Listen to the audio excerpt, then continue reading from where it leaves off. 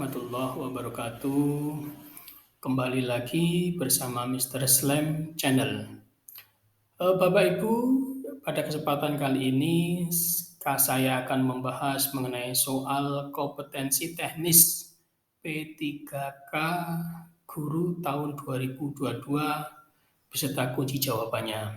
Tentunya ini untuk formasi P3K Guru diperuntukkan bagi Bapak Ibu yang saat ini masuk dalam kategori THK, tenaga honor kategori 2, guru honorer di sekolah negeri, baik yang masa kerja di atas 5 tahun atau masa kerja kurang dari 3 tahun yang aktif dan terdata di Dapodik. Kemudian juga untuk guru-guru honor yang ada di sekolah swasta beserta mahasiswa yang sudah lulus S1 dan melanjutkan PPG profesinya dan tercatat di Kemendikbud Ristek Dikti. Baik Bapak Ibu, untuk menyingkat waktu, mari kita masuk ke dalam pembahasan. Baik Bapak Ibu, apa itu soal P3K kompetensi teknis? Perlu Bapak Ibu ketahui bahwa kompetensi teknis guru adalah ujian bagi guru untuk mengukur kompetensi yang berkaitan dengan bidang studi serta pedagogik yang menjadi ruang lingkup guru. Kompetensi pedagogi yang diujikan merupakan bentuk implementasi antara kompetensi pedagogik dan bidang guru yang mengajar di dalam kelas. Bapak Ibu guru pada saat nanti mengerjakan soal P3K akan mengerjakan soal kompetensi teknis ini sebanyak 100 butir item soal dan hanya diberikan waktu 120 menit. Jadi bisa dibayangkan ya Bapak Ibu, dengan 100 soal butir item, kemudian dengan waktu yang 120 menit. Bisa begitu cepat nanti dalam pengerjaannya. Bisa terbayangkan Bapak Ibu. Yang perlu digarisbawahi Bapak Ibu, bahwa pertanyaan dalam kompetensi teknis nanti ini mencakup sejumlah soal mengenai pengetahuan guru tentang sistem ajar kepada peserta didik, serta bagaimana penilaian yang harus Bapak Ibu berikan sebagai seorang guru terhadap kinerja atau bekerja atau belajar dari para peserta didik Bapak Ibu semuanya. Baik, untuk menyingkat waktu, kita lanjut saja ke pembahasan soal.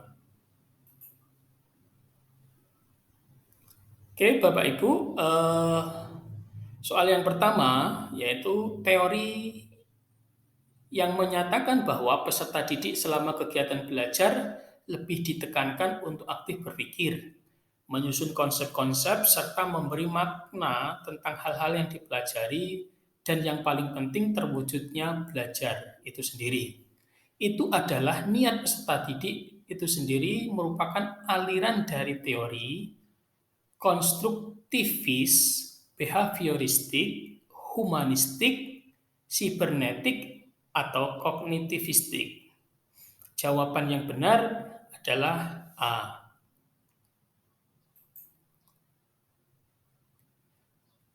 Soal nomor 2, apabila dalam proses belajar peserta didik melakukan sesuatu sampai dengan mendapatkan respon yang tepat dan sesuai dengan apa yang diinginkan, serta menghilangkan apabila dirasakan tidak sesuai, hal ini merupakan prinsip belajar dari konseptualisasi, conditioning, trial and error, stimulus response, dan shaping.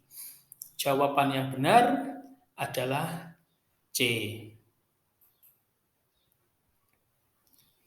Nomor 3, peserta didik diminta untuk membuat dugaan pada populasi hewan langka yang semakin sedikit. Hal ini termasuk kegiatan untuk mengembangkan kecerdasan, visual spasial, verbal linguistik, naturalis, logis, matematis, atau kinestetis? Jawaban yang benar adalah D. Menginjak ke soal nomor 4. Soal nomor 4, peserta didik dalam suatu kelas gaya belajarnya beragam. Ada yang visual, auditori, dan kinestetik. Namun kegiatan pembelajaran selama ini masih banyak yang bersifat konvensional dan klasikal.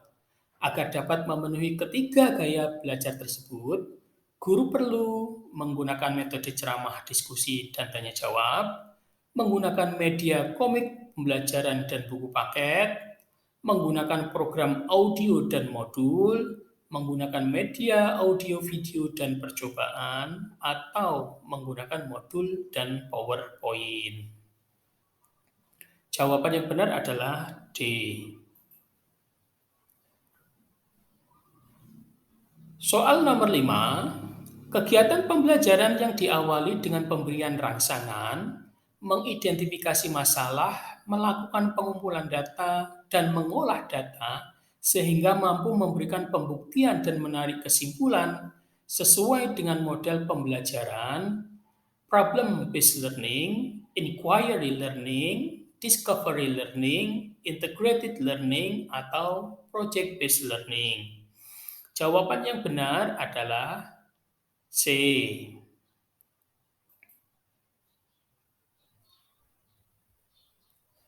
Oke, soal nomor 6.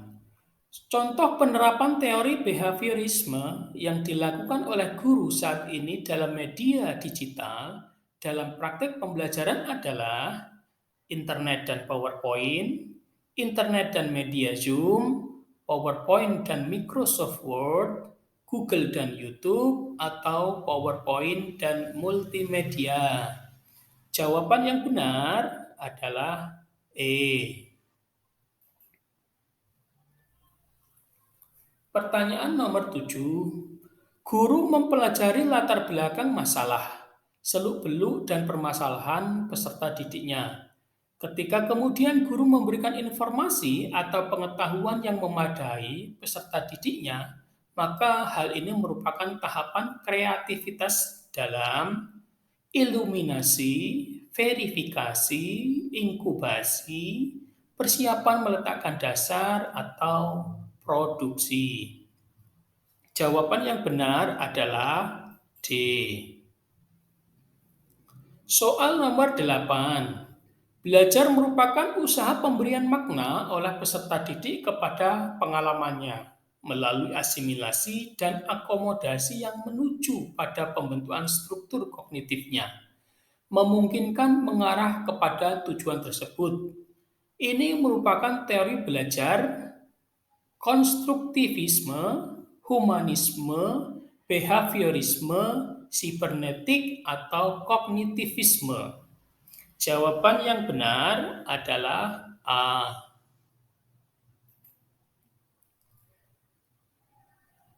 Soal nomor 9.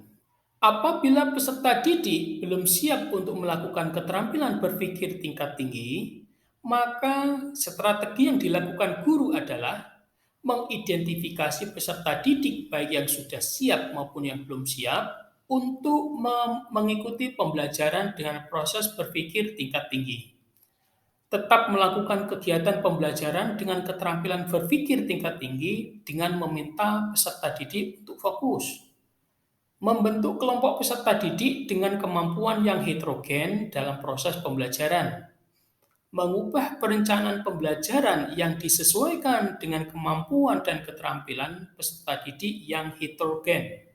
Atau membangun terlebih dahulu jembatan penghubung antara proses berpikir tingkat rendah menuju berpikir tingkat tinggi.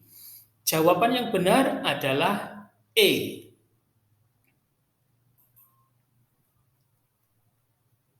Pertanyaan nomor 10.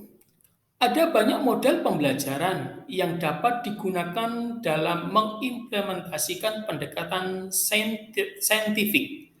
Satu di antaranya adalah model pembelajaran kooperatif learning. bahasa Inggrisnya. Maka pembelajaran kooperatif itu sendiri adalah strategi pembelajaran yang mengintegrasikan metode, bahan ajar, dan media pembelajaran secara sistematis. Strategi pembelajaran yang terstruktur secara sistematis, di mana siswa bekerja sama dalam kelompok-kelompok kecil. Strategi pembelajaran yang menyajikan situasi permasalahan kepada siswa dan dapat berfungsi sebagai batu loncatan dalam penyelidikan. Strategi pembelajaran yang individual yang terstruktur secara sistematis di mana siswa bekerja masing-masing, atau strategi pembelajaran yang melibatkan perilaku koreksi diri.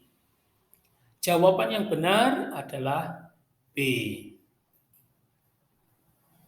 Demikian Bapak Ibu, soal-soal kompetensi teknis untuk formasi guru P3K tahap 3 ini, tahap 3 2022 ini. Mudah-mudahan ini bisa membantu Bapak Ibu dan bermanfaat sebagai referensi untuk persiapan seleksi P3K tahap 3 tahun 2022 ini. Mudah-mudahan rezeki Bapak Ibu di tahun ini semakin terbuka lebar, kesempatan untuk menjadi calon P3K 2022 ini terbuka dengan lebar dan mendapatkan apa yang sesuai dengan harapan dari Bapak Ibu. Terima kasih atas perhatiannya. Oh iya, Bapak Ibu, apabila Bapak Ibu ingin atau membutuhkan kunci jawaban serta pembahasan lebih detail pada masing-masing bukti soal, dapat disampaikan atau dapat diunduh file di kolom deskriptif pada video ini. Terima kasih. Assalamualaikum warahmatullahi wabarakatuh.